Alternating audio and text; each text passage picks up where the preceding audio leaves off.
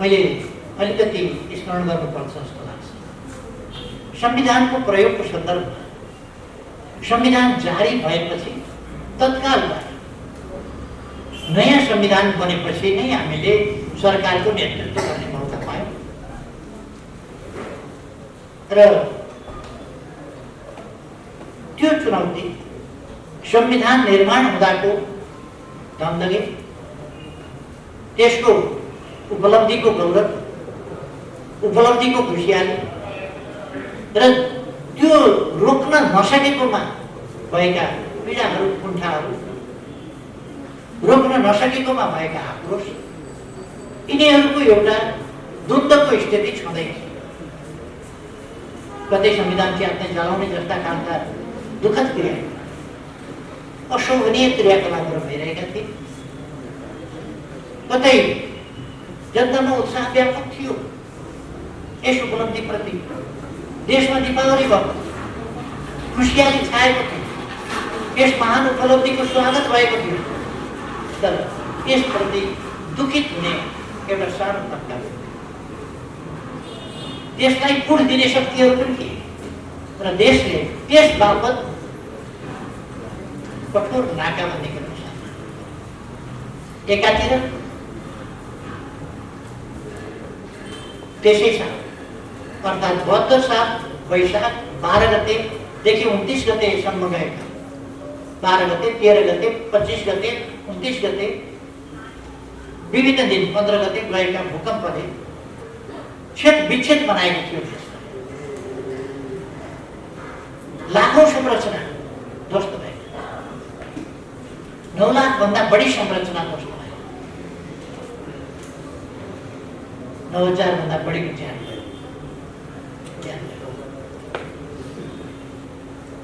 धेरै हजारौं मान्छे, 22,000 भन्दा बढी घाइते भए। त्यो पीडाबाट हामी, त्यही पीडाको स्थितिमै हामीले संविधान बनाउनु पर्यो।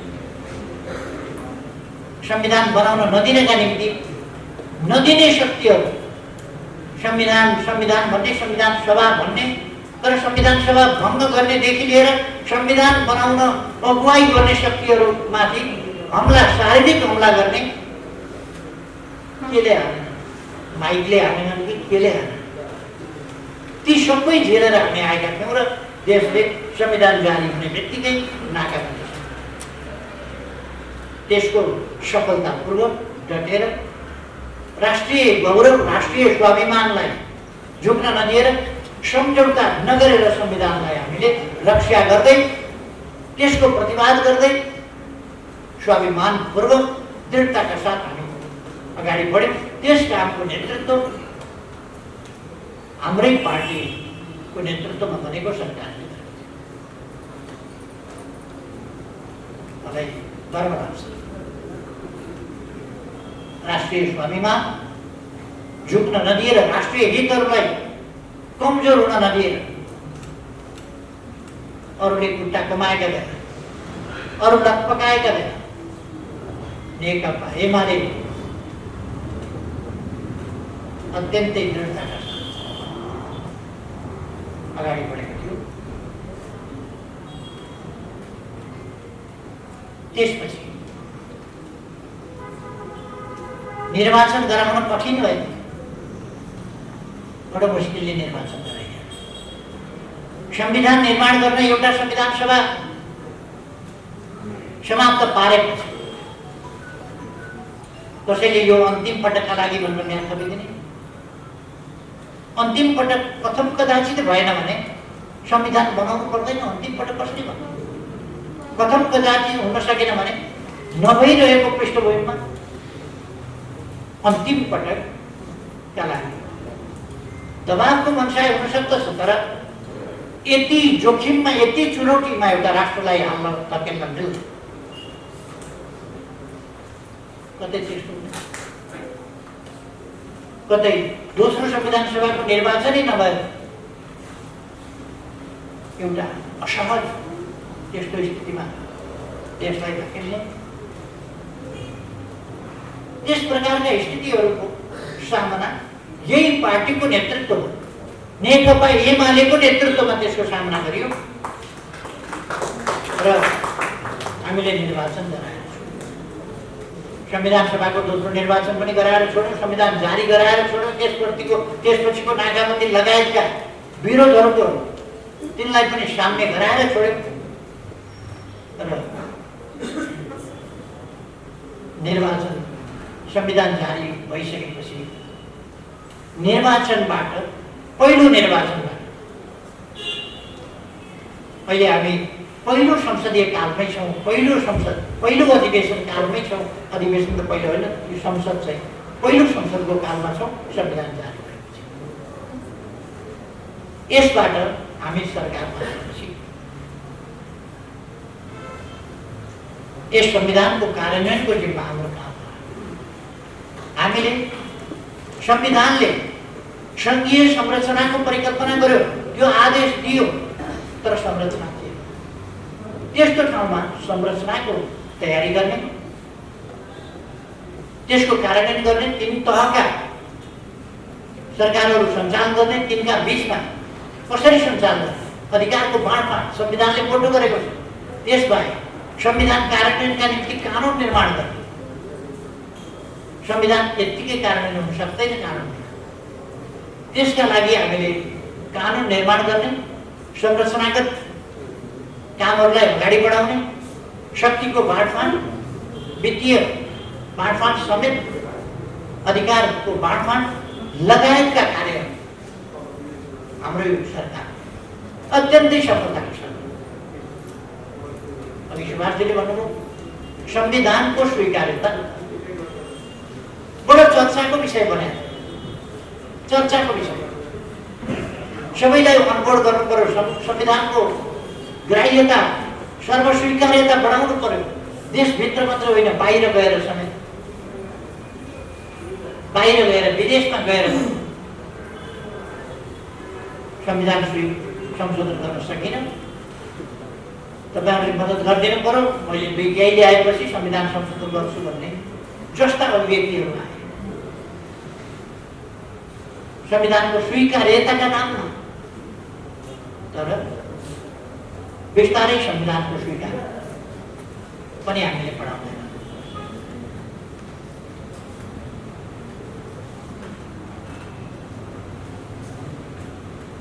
हामीले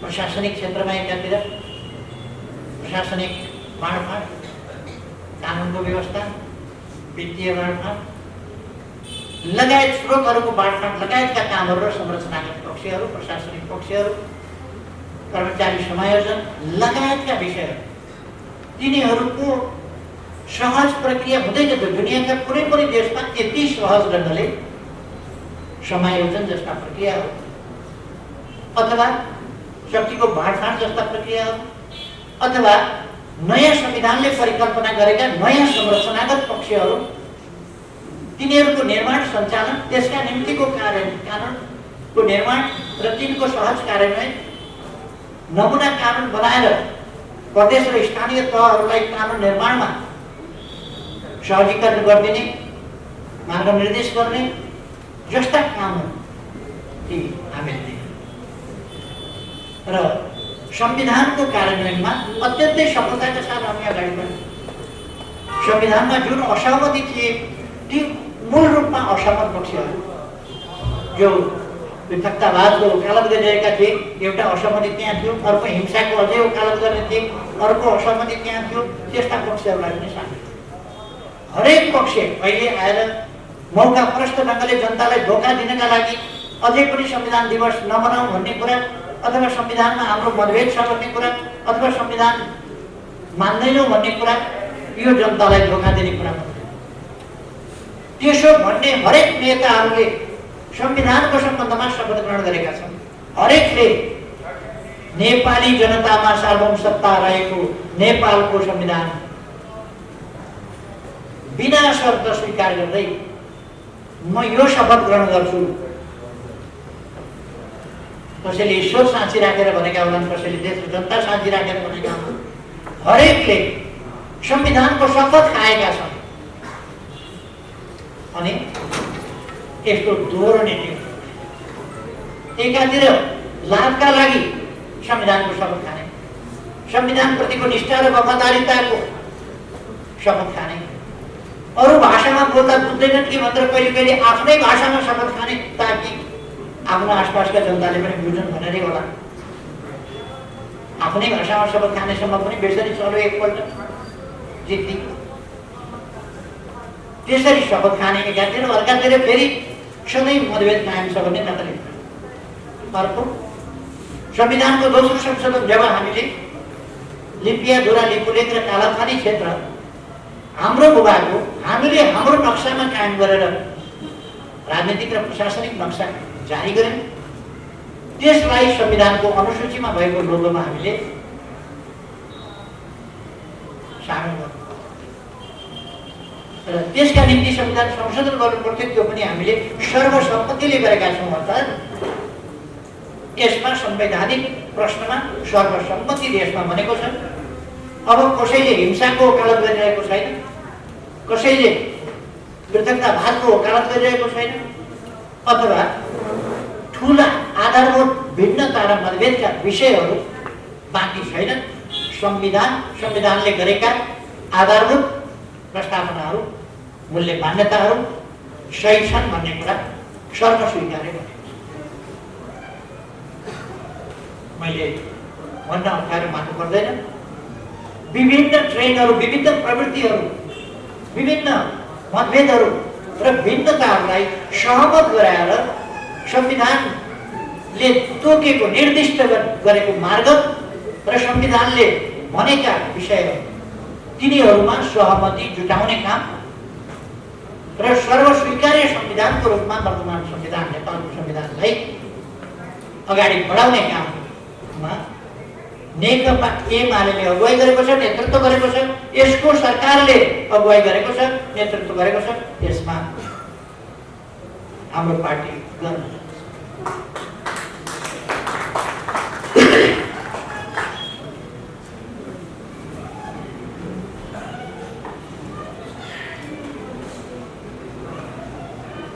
खाली स्मरणको लागि मात्र म एक कुरा भन्न चाहन्छु। दुई 2007 सालमा राजनीतिक परिवर्तन भयो, तर राजनीतिक परिवर्तन भयो, जे गर्छु भनिएको थियो, जे कमिटमेन्ट गरिएका थिए त्यो कमिटमेन्ट पुरा भयो। जे संविधान आउँछ भनिएको थियो, फागुन 7 गतेको घोषणा, त्यसलाई अस्वीकार गरियो अर्कै संविधान। यद्यपि शब्द गणतन्त्रात्मक भूलवश, अज्ञानतावश परेको हुन सक्छ अथवा कसैको प्रभावमा त्यो शब्द परेको हुन सक्छ, तर संविधान सभाबाट निर्मित संविधान भन्ने घोषणा भएको थियो। त्यतापट्टि जाने कुरा पनि गरिएन, त्यतापट्टि जान पनि दिएन र अर्कै दिशातर्फ राजतन्त्रलाई फेरि निरङ्कुश, स्वेच्छाचारी र अधिनायकवादी बनाउने दिशातर्फ लग्यो। जो राजनीतिक शक्तिहरू, आन्दोलनकारी शक्तिहरूका बीचमा उपलब्धिहरूको रक्षा गर्ने प्रश्नमा, तिनलाई सुदृढ गर्ने पक्षमा, तिनलाई अगाडि बढाउने पक्षमा जुन एकता हुनु पर्थ्यो त्यो एकता भएन र मूल आन्दोलनकारी शक्ति त्यति बेला त्यो शक्ति प्रतिक्रियावादी र प्रतिगामी शक्तिहरूसँग मिलेर लोकतन्त्र सुदृढ गर्ने दिवा सपना देख्न थाल्यो, जसले गर्दा लोकतन्त्रका संरचनाहरूको निर्माण हुन्छ। 13 सालमा डाक्टर प्रसाद आचार्य केही संरचनागत सुरुवात गर्यो। 15 सालको निर्वाचनले त्यसलाई अलिक सुदृढ गर्यो। तर त्यस बीचमा परिवर्तनलाई नसुहाउने काम, अहिले म त्यसमा तफसिलमा जान चाहन्छु, विस्तारमा जान चाहन्छु, तर परिवर्तनलाई नसुहाउने कामका अलोकतान्त्रिक, राष्ट्रहित विपरीतका अनेक काम, परिवर्तित लोकतान्त्रिक प्रणाली भनिएको अवस्थामा परिवर्तनकारीको शक्ति, परिवर्तनकारी शक्तिको नेतृत्वबाटै त्यसलाई नसुहाउने विपरीतका नकारात्मक काम, जसले गर्दा प्राप्त भएका उपलब्धिप्रति, प्रणालीप्रति जनताको विश्वास सुदृढ हुन सकेन। एउटा उल्टा काम भए त्यसले विश्वास खस्कियो जनताको। अर्को अर्कोतिर मिल्न पर्ने शक्तिहरू नमिलेर प्रतिक्रियावादी शक्तिहरूसँग गठजोड गर्ने र मिल्न पर्ने शक्तिहरूसँग सहयात्रीहरूलाई धुत्काट्ने, तिनमाथि प्रतिबन्ध लगाउने, तिनमाथि दमन गर्ने, त्यस प्रकारका क्रियाकलापले गर्दा जनशक्ति एकजुट पनि हुन सकेन र जनताको विश्वास पनि कमजोर भयो, जसले गर्दा 17 सालमा त्यसलाई राजतन्त्रका फेरि निरङ्कुश हुने, अधिनायकवादी हुने जुन आकांक्षा हुन्, ती आकांक्षाहरू स्पष्ट ढङ्गले प्रकट भए र ती आकांक्षाहरू नाङ्गो ढङ्गले, हस्तक्षेपकारी ढङ्गले र लोकतन्त्रका विरुद्ध, जनताका विरुद्ध, जनअधिकारका विरुद्ध आक्रमणकारी ढङ्गले आइलागे र समाप्त। त्यसपछिको कुराहरूमा अहिले म गइरहनु आवश्यक छैन। 47 सालको परिवर्तनपछि पञ्चायती एक दलीयताको स्थानमा बहुदलीय संसदीय व्यवस्था अनुरूपका संरचनाहरू केही बने। 47 सालमा निर्वाचन पनि भयो। 49 सालमा स्थानीय तहका निर्वाचनहरू, गाविसहरूका, नगरपालिकाहरूका निर्वाचनहरू पनि भए। तर 57 साल 58 सालमा पुग्दासम्ममा त्यसलाई पुरै निष्प्रभावी बनाइयो र ती फङ्सनेबल रहन नसक्ने खालको स्थिति बनाइयो। 58 सालमा पुगेपछि त देशले एउटा विभत्स विकृतिको बाटो, भयावह स्थितिको बाटो लियो। 3.5 वर्ष हामी बिल्कुलै एउटा नयाँ प्रणाली, नयाँ परिपाटी, नयाँ संविधानको चरणमा फेरि प्रवेश र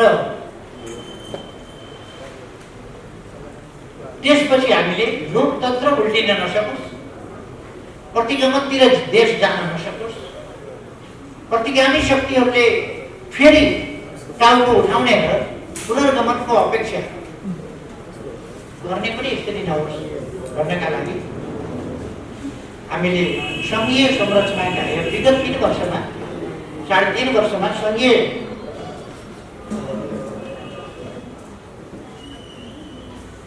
लोकतान्त्रिक गणतन्त्रका संस्थाहरू निर्माणको सक्रियतापूर्वक र दृढतापूर्वक देशमाथि लगातार त्यसलाई असफल पार्ने प्रयासहरू आन्तरिक र अनेक ढङ्ग, हाम्रै पार्टीभित्र र बाहिरबाट र विभिन्न ढङ्गले, मैले त्यसको अहिले व्याख्या गर्न चाहन्न, विभिन्न ढङ्गले त्यसका प्रयासहरू भए। अहिले आएर त यो तत्कालको विगत अत्यन्तै नकारात्मक र भयावह अगाडि बढाउने कोसिस भएको छ र अहिले आएर त ती कोसिसहरू यस्तो तमासा लोकतन्त्रप्रतिको एउटा मजाक, जे बोल्यो त्यही हुन्छ, जे गर्यो त्यही हुन्छ जस्तो अवस्थामा जनताका बीचमा ताजा जनादेशका लागि जानु, प्रतिगमन हुने, संविधान मिचेर जनादेशबाट प्रधानमन्त्री टोक्नु, अग्रगमन,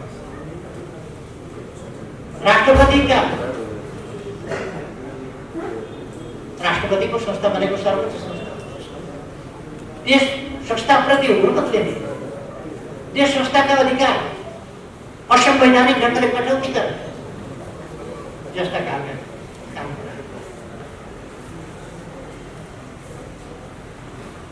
र पार्टी फोड्नका लागि अनेक तमासा, म त्यसको अहिले धेरै भनिरहनु चाहन्छु, अलोकतान्त्रिक, असंवैधानिक, गैर कानुनी र अनैतिक खालका क्रियाकलाप पार्टी फोड्नका लागि यो संविधान कार्यान्वयनको सन्दर्भमा, संविधानको रक्षाको सन्दर्भमा, कार्यान्वयनको सन्दर्भमा र यसलाई विकसित गर्दै अगाडि बढाउने सन्दर्भमा गम्भीर बाधाको रूपमा यी चिजहरू पैदा भएका छन्, जसप्रति हामी सजग सतर्क हुनुपर्छ।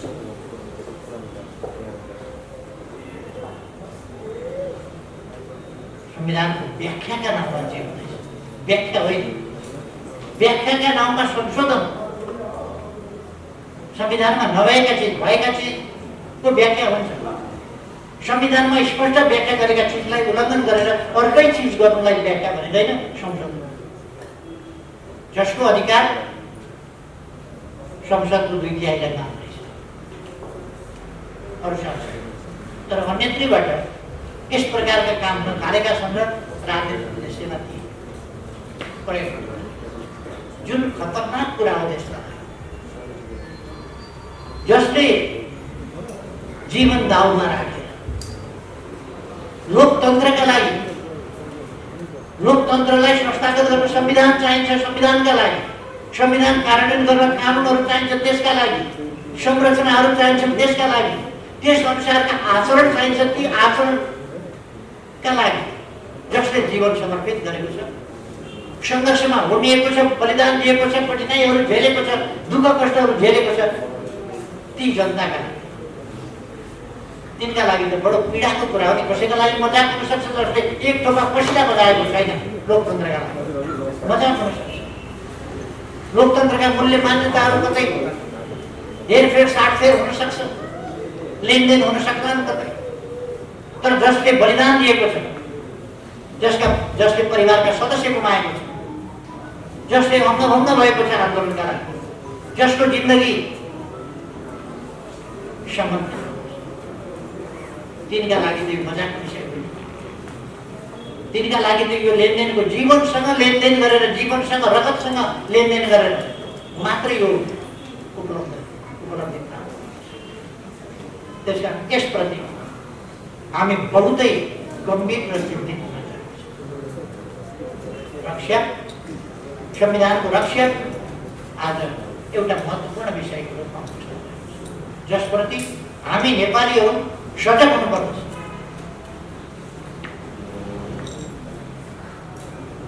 हामी संविधानले निर्दिष्ट गरेका संस्थाहरू, लोकतान्त्रिक मूल्य मान्यताका संस्थाहरू, विश्वव्यापी मूल्य मान्यताका संस्थाहरूलाई तदनुसार सम्मान गर्छौँ, सम्मान गर्न चाहन्छौँ र हेर्न चाहन्छौँ कि यस्ता संस्थाहरू सबै सम्मान।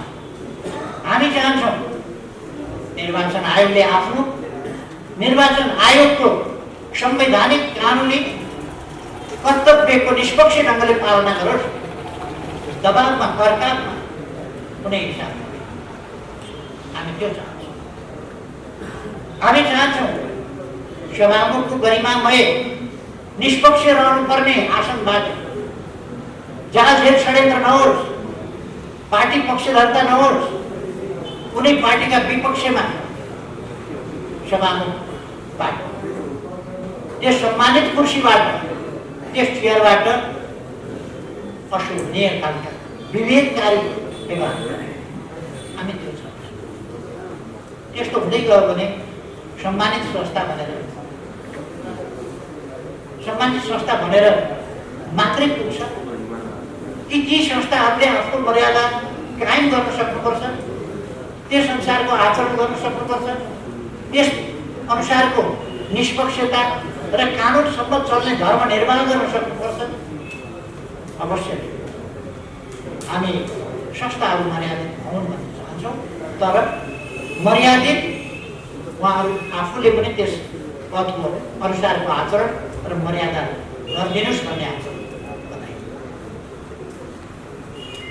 संविधान नत्र भने संविधान एउटा कागजको खोस्टोमा परिणत हुन्छ, त्यसको अपव्याख्या गर्ने, कानुनको अपव्याख्या गर्ने र भेदभावपूर्ण नगरेर स्वेच्छाचारी ढङ्गले चल्ने परिपाटी हुन्छ, जसले एकछिन त कसलाई नाफा नोक्सानको कुरा होला, तर अन्ततोगतमा लोकतन्त्रलाई नोक्सान पुर्याएपछि देशलाई क्षति पुर्याउँछ। जनताका अधिकार, जनताको सार्वभौम सत्ता, जनताबाट अधिकारको राज्य शक्तिका स्रोत जनता हुन् र उनीहरूबाट अधिकार निश्चित हुन्छ भन्ने कुरा त्यो कागजमा छ। त्यसले लोकतन्त्रको मूल्य मान्यता मर्म क्यारी गर्न सक्दैन, बोक्न सक्दैन।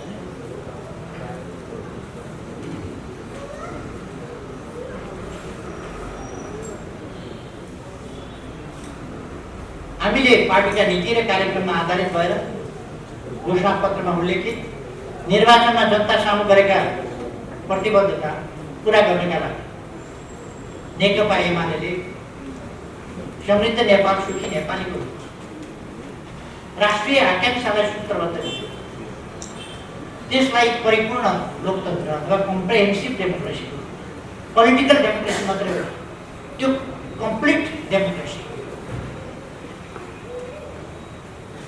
त्यसको रूपमा व्याख्या गरेका छौँ, तदनुसार आचरण गरेका छौँ, तदनुसार देशलाई अगाडि बढाउने, बहुपक्षीय बहुआयामिक ढङ्गले सम्पूर्ण क्षेत्रमा अगाडि बढाउने प्रतिबद्धता र सङ्कल्प। यस बाटोबाट मात्रै हामी संविधानको रक्षा, कार्यान्वयन र विकास गर्छ। हामीले भनेको परिपूर्ण लोकतन्त्र जसको कार्यान्वयनबाट हामी अगाडि जान सक्छौँ र समृद्ध नेपाल सुखी नेपाली बनाउन सक्छौँ। त्यसका समान अधिकारका पक्षी, अवसरमा समान पहुँचका पक्षी जनताका, सामाजिक न्याय र समानताका पक्षी, जिउन पाउने अधिकारका पक्षी लगायतका कुराहरूलाई हामीले समृद्ध नेपाल सुखी नेपालीका मुख्य आधार स्तम्भको रूपमा व्याख्या गरेका छौँ र हामीले प्राप्त गरेको 5 वर्षको एउटा कार्यकाल, 5 वर्षको अवधि देशलाई हामीले 5 भागमै विभाजित गरेका, खास गरी चार हिस्सामा हामीले विभाजित गरेका। पहिलो वर्ष राज्यका संरचनागत पक्षहरू, कानुनी पक्षहरू, यी पक्षहरूको बाँडफाँडका पक्षहरू, यिनीहरूलाई व्यवस्थित गर्ने वर्षको रूपमा हामीले कार्यान्वयन गर्नुपर्थ्यो, अगाडि बढ्यो।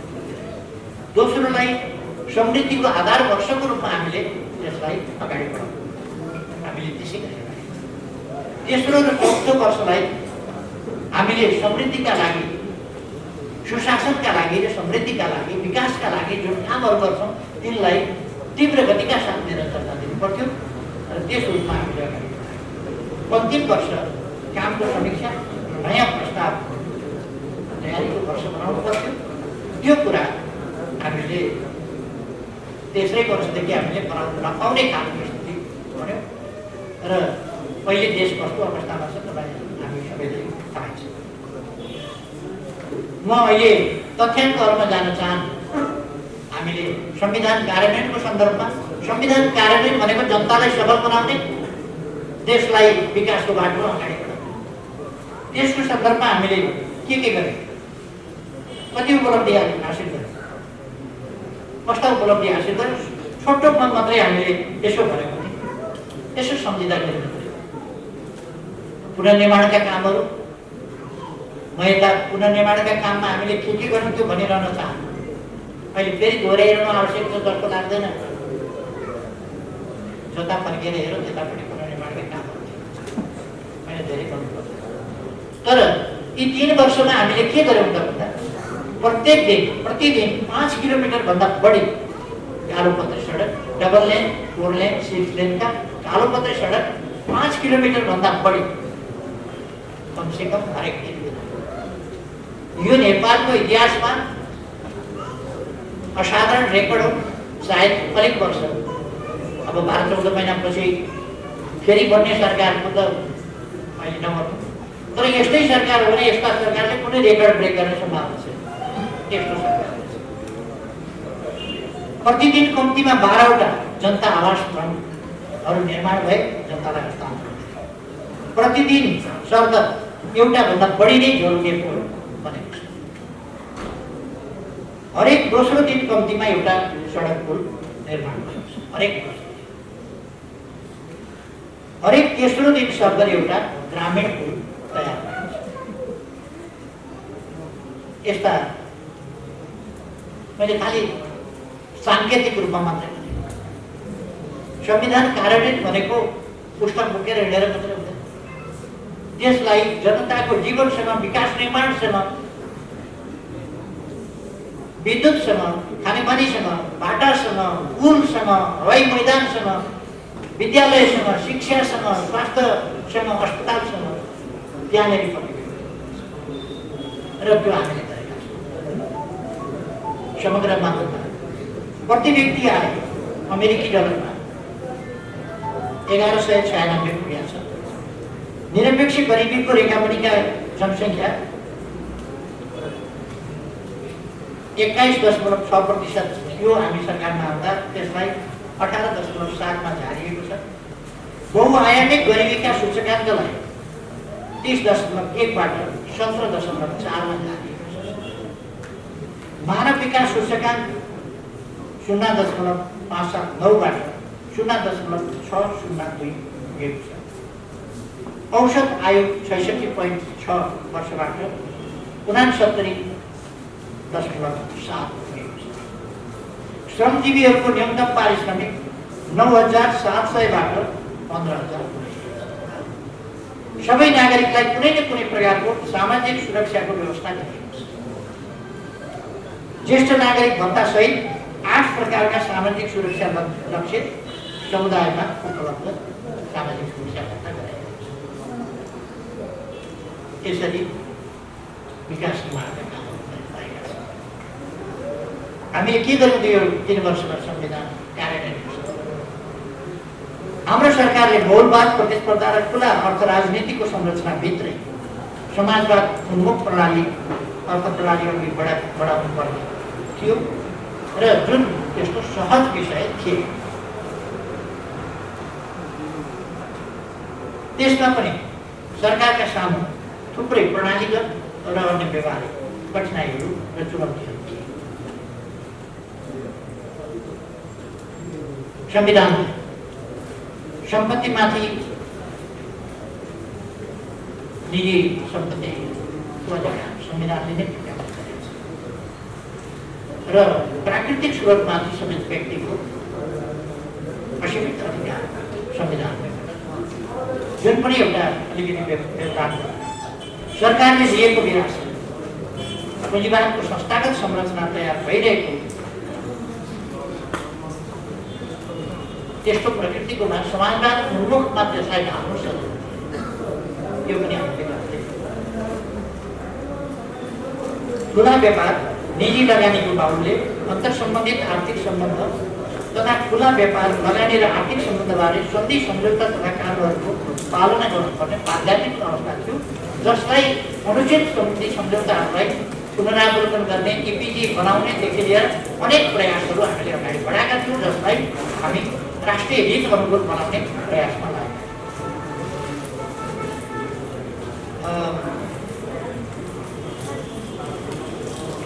सरकारको विकास निर्माणका कामहरू कार्यक्रमहरू सञ्चालन गर्नका लागि वैदेशिक लगानी अनुदान जस्ता कुराहरूमा भर पर्नुपर्ने अवस्था थियो, जसलाई हामीले त्यो निर्भरतालाई घटाउँदै जातीय निकायहरूसँग सन्तुलित र समन्वयात्मक ढङ्गले पेश हुनुपर्ने र त्यसको व्यवहार गर्नुपर्ने थियो र हामीले आफ्ना प्राथमिकता र आफ्ना आवश्यकता अनुसार वैदेशिक सहायता र ऋणलाई परिचालन पनि गर्नु थियो। त्यसतर्फ हामीले ठुलो उपलब्धि पनि हासिल गरेका छौँ। हामी सबैलाई थाहा छ भारतसँग खुला सिमाना छ, खुला व्यापार छ। यस्तो खालको स्थितिमा स्वतन्त्र व्यापार प्रणाली कायम छ। यस्तो स्थितिलाई पनि हामीले सामना गर्नु पर्थ्यो र प्रतिस्पर्धै हुन नसक्ने खालको स्थितिमा हामीले प्रतिस्पर्धाका निम्ति तयार हुनुपर्ने त्यो खालको स्थितिलाई पनि हामीले त्यसलाई सामना गर्दै सच्याउँदै जानुपर्ने आवश्यकता छ। सङ्घीयताको संरचना, देशले सुरक्षित गरेको स्वायत्तता, भिन्न भिन्न विचार राख्ने दलहरूबीचको प्रतिस्पर्धामा गैर कम्युनिस्ट पार्टीका समेत प्रदेश र स्थानीय तहमा सरकार निर्माण भएको स्थितिमा तिनीहरूसँग समन्वयात्मक ढङ्गले एकातिर कम्युनिस्ट पार्टीका संरचनाहरू छन्, प्रतिनिधित्व छन्, अर्कातिर अरू पार्टीका पनि छन्, भिन्न भिन्न विचार। यस्तोमा एउटा नयाँ अभ्यास, यो बिल्कुलै पृथक अभ्यास हो, नयाँ अभ्यास हो नेपाली सन्दर्भमा। यसलाई हामीले सन्तुलित ढङ्गले अगाडि बढ्यौँ र प्रदेश अथवा स्थानीय तहमा सङ्घीय सरकारको एउटा पूर्ण रूपमा पकड पनि र त्यसले सन्तुलन र गाइड गर्ने स्थिति पनि त्यो निर्माण पहिले छँदै थिए, त्यसमा सुधार गर्नु। विभिन्न सामाजिक पछौटेपन लगायतका सामन्तवादी सोचहरू र पछौटेपन त्यसका अवशेष मूल्य मान्यताहरू तिनीहरूसँग पनि हामीले सामना गर्नुपर्ने जस्ता कुराहरू पनि हामी ती अन्त भएका थिए त्यसलाई अन्त्य गर्दै हामीले समाजवादतर्फ देश संसारको चेतना निर्माण गर्न अगाडि बढ्छौँ। हामीले हाम्रै प्रकारको सङ्घीयतालाई व्याख्या गर्नुपर्ने, त्यसको कार्यान्वयन कसरी गर्ने आफ्नै मौलिक ढाँचा हुने, त्यस मौलिक पारामा पनि हामीले अगाडि बढ्नु थियो, जसलाई हामीले सहज रूपमा अगाडि बढाएका छौँ। 3 वर्षको अवधिमा सबै कुरा भइहाल्न सक्छ, तैपनि हामीले कानुनी, संस्थागत, नीतिगत, प्रशासनिक र आर्थिक सामाजिक परिवर्तन एवं रूपान्तरण जे जति काम गरेका छौँ, धेरै काम गरेका छौँ र ती सबै समाजवादतर्फको हाम्रो यात्रालाई जग बसाउँदै र बाटो कोर्दै अघि बढ्न सहयोग दिइरहेका छौँ। अब संविधान कार्यान्वयनका सन्दर्भमा अघि सुभाषजीले सुरुबाटै भनिहाल्नुभयो, संविधान कार्यान्वयनका सम्बन्धमा आजको गठबन्धनले के गर्दैछ, आज देश कस्तो स्थिति भोग्दैछ। 70 दिनमा सरकारले पूर्णता पाउन सकेका छैन। कति हाइसम्म छ हेर्नुहोस्, कति हाइसम्म छ। चिन्ता केमा छ? आज संविधान दिवस, यो संविधान दिवसलाई जनताले आफ्नो संविधान दिवस ठान्नुपर्ने, यति बेर जनताका पराक्रमी सन्तानले सम्मानित हुन पाउनुपर्ने, सम्मानित भएको अनुभूति गर्न पाउनुपर्ने, गर्व गर्नुपर्ने, बालाई सम्मान, श्रीमतीलाई सम्मान। अघिल्लो पल्टको पनि म सम्झिन चाहन्छु, एकजनाको छोरालाई सम्मान, सुपुत्रलाई सम्मान, अर्कोको सुपुत्रलाई सम्मान, अर्कोको सुपुत्रीलाई सम्मान, अर्कोको छोरो महान समाजसेवी, अर्काको छोरी महान समाजसेवी, अर्काको सुपुत्र अर्को महान समाजसेवी। कस्तो विडम्बना एक देशको, कस्ता भोका झुक्काहरू पुगेका छन् शासनमा। लाज लाग्छ संविधान दिवसका दिन बोल्दा। संविधान दिवसका दिन त संविधान ल्याएकोमा, लोकतन्त्र पाएकोमा, यो सम्बन्ध पाएकोमा शहीदका सन्तानले गर्व गर्न पाउनुपर्ने, शहीदका आमा बाबुले गर्व गर्न पाउनुपर्ने, घाइतेहरूले सम्मानित हुन पाउनुपर्ने। आज त बाउको मुख्यता दिन हो, श्रीमतीको मुख्यता दिन हो, छोराछोरीको मुख्यता दिन हो। कस्तो लालसा, कस्तो भोग, कस्तो आकांक्षा, कस्तो अतृप्ति बाहिर निक्लिएर भाषण गर्ने हो भने केही त क्या छ। म अरू जस्तो बदल्नु होइन, म नातावादी कृपावादी छैन, म जनताका बाहिर गफ गर्न जति पनि सक्ने, तर व्यवहारमा मौका पाउँदा हेर्नुहोस् अलङ्कार पदक विभूषणहरूको नाकमा खाल, ती विभूषणहरू लज्जा मानेका हेर्नुहोस् त, लजाइराखेका छन् आज ती मान्छेहरूले। क्या घाँटीमा पुगिने बहुता, कस्तो घाँटीमा झुन्डिने भए, शरम माने बोल्न सक्ने भए उफ्रिन्थे ती, तर बोल्न सक्दैन।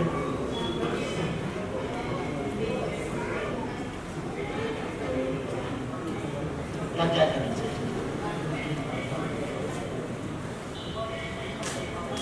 अघिल्लो सरकार जो लोकप्रिय सरकार थियो, जो विकास प्रेमी सरकार थियो, सुशासनका लागि लड्थ्यो, त्यस सरकारको विपक्षमा खोइरो खनेर निराधार एउटा पनि सकारात्मक समाचार नदिने, सबै बेठिक समाचार दिएर देशलाई बर्खालामा हाल्न खोज्ने सञ्चार माध्यम र तिनका ओनरहरू ठुल्ठुला पदकहरू विभूषित। कमसेकम खोज पत्रकारिता गर्ने, लोकतन्त्रको पक्षमा, पत्रकारिताको पक्षमा, पत्रकारिताको धर्म निर्वाह गर्ने एउटा पत्रकारलाई सम्मान गर्ने भयो।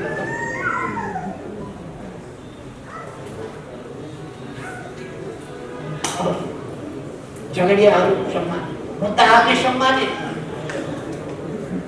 तनाव बहस गर्नेहरू सम्मानित, जे पाए त्यही बोल्नेहरू सम्मानित। 2-4 जना छुटेको जस्तो लाग्यो मलाई। यिनलाई किन छोड्या होला?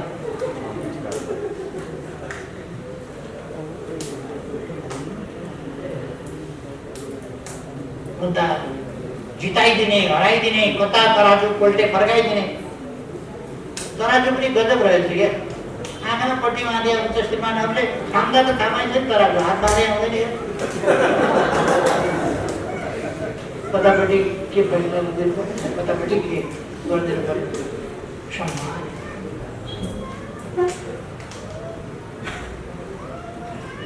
धेरै म भनिरहेको छ, सबैका लागि यो लज्जाजनक विषय। इतिहासले निर्मम मूल्याङ्कन गर्नेछ, त्यति चाहिँ हुन्छ, निर्मम मूल्याङ्कन गर्नेछ।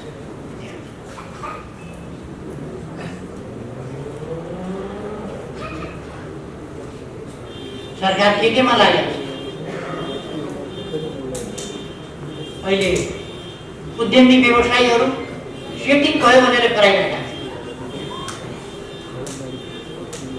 यो बीचमा प्रतिस्थापन विधेयक भनेर ल्याएको के का लागि रहेछ भन्दा सेटिङका लागि रहेछ भनेर व्यापारीहरू भनिरहेका छन्, दौडिरहेका छन्, पीडा पोखिरहेका छन् सडकभरि।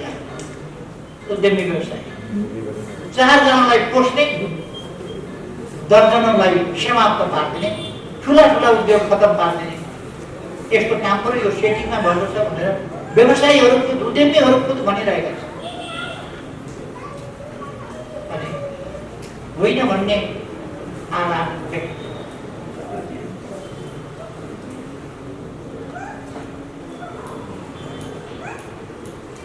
कस्तो सरकार हो? 70 दिनमा सरकारले पूर्णता पाउँदैन। 2 महिनापछि बजेट बोले, बजेट बिना सरकार चलेको छ। बजेट बोले कस्तो कस्तो आश्चर्यको कुरा। बजेट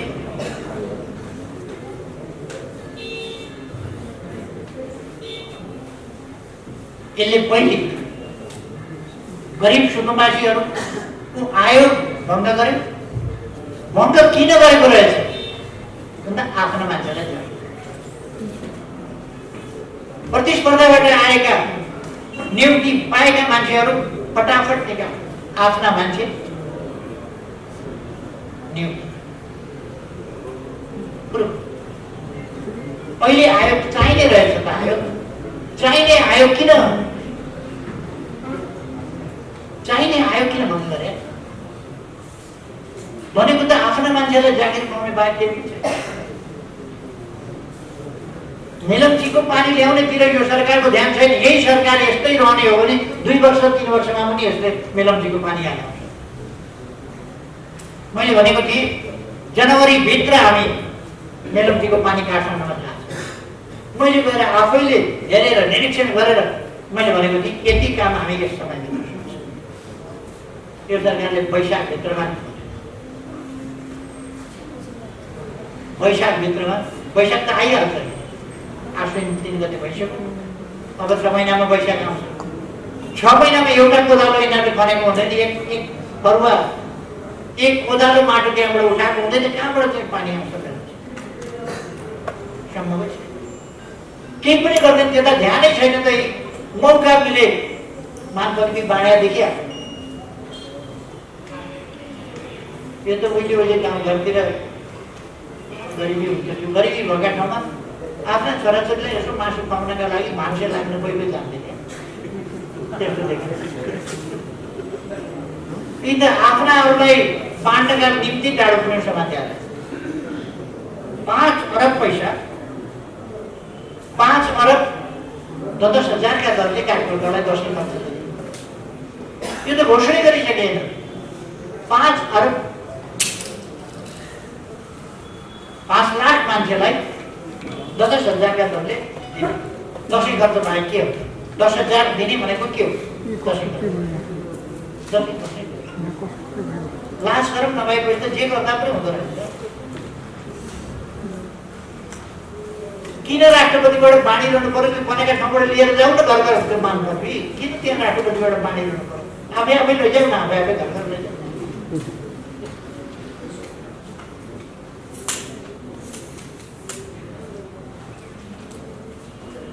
हामीले घोषणा गरिसकेका शिलान्यास गरिसकेका 1400 जति सडकहरू नबनाउने भनेर क्यान्सल गर्छ। यातायात सञ्जाल आजको विकासको सबभन्दा महत्त्वपूर्ण कुरा हो। त्यसपछि सञ्चारको कुरा आउँछ, त्यसपछि विद्युतको कुरा आउँछ, अरू कुराहरू आउँछन्। ती सबै कुरा कटौती गर्दैछ। 1400 सडक कटौती भयो। अनि विकासतर्फ यो सरकार जान खोजिएको छ। सामाजिक सुरक्षालाई ऐच्छिक तुल्याउने भन्दा त्यता सामाजिक सुरक्षा कटौती गर्ने छुट दिनुपर्ने आज को रहेछन् त? सरकारले कर छुट दिनुपर्ने को रहेछ? क्यासिनोवालालाई कर छुट। कति गरिबलाई कर छुट दिन खोजिआएको? क्यासिनोलाई कर छुट। गरिबलाई कर कसेर लगाउने, क्यासिनोलाई कर छुट दिने। अनि ल्याउने चाहिँ के भन्दा समाज क्यासिनोलाई कर चोखै छुट दिए हो त? क्यासिनोलाई कर छुट दिने प्रेरणा कहाँबाट आयो? के हो त्यो प्रेरणा?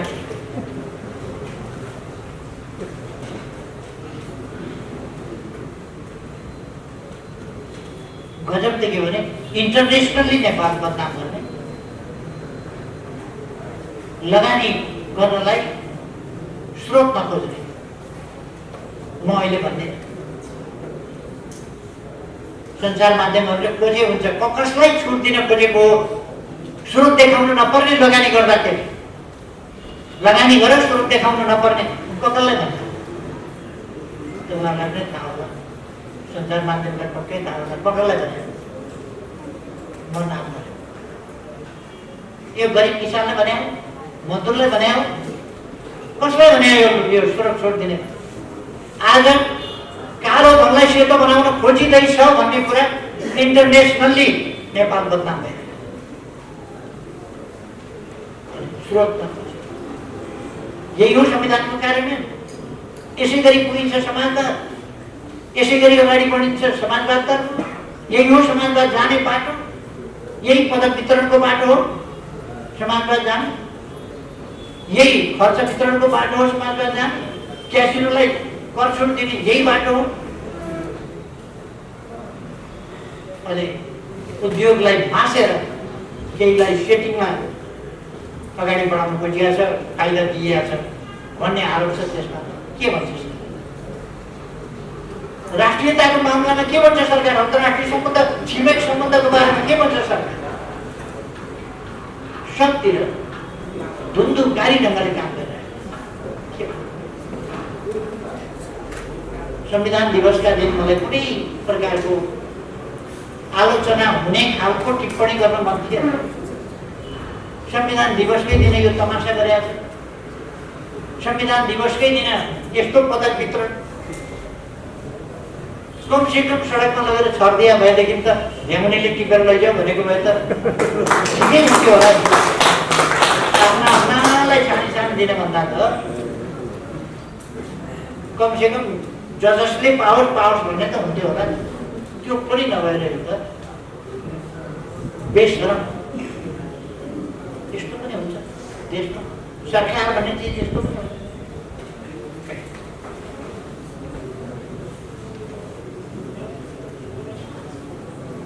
अब 70 दिन त भयो यो सरकारको यस्तो अवस्थामा चलेको छ। यसरी संविधानको रक्षा, संविधानको कार्यान्वयनको बाटोमा यो सरकार हिँडेन।